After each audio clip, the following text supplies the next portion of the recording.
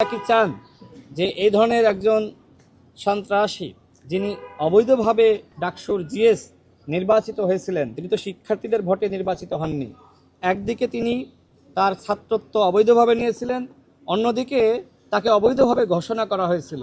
তো এইটা তো আসলে আমার জন্য অসম্মানীয় যে যেখানে আমরা নির্বাচিত হয়েছিলাম সেখানে আমাদেরকে নির্বাচিত ঘোষণা না করে গোলাম রাব্বানীর মতন ব্যক্তি, যিনি প্রকৃতপক্ষে শিক্ষার্থীদের ভোটে নির্বাচিত হননি, তার নাম ওই জিএস বা ভিপিদের সাবেক যে তালিকা রয়েছে সেই তালিকায় থাকবে, সেটা আমি কোনোভাবেই গ্রহণ করতে পারি না, মানতে পারি না। এই জায়গা থেকে আমি আবেদন করেছিলাম তদন্ত কমিটি, তারা তথ্য প্রমাণের ভিত্তিতে তারা সিদ্ধান্ত নিয়েছে যে গোলাম রাব্বানী তিনি অবৈধভাবে ভর্তি হয়েছিলেন এবং তার জিএস নির্বাচিত হওয়ার প্রক্রিয়াটি এটি ছিল অবৈধ। তার মানে কি?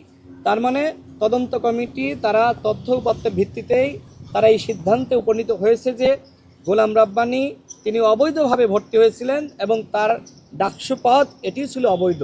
তো এই অবৈধ ব্যক্তির জিএস পত্র থাকতে পারে না। সেক্ষেত্রে কি হবে?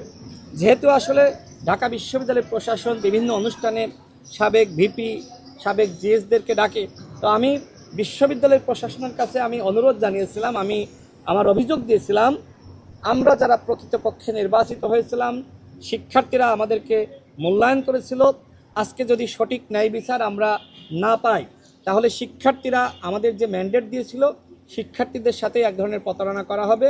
সুতরাং আমাদেরকে অবশ্যই মূল্যায়ন করা উচিত।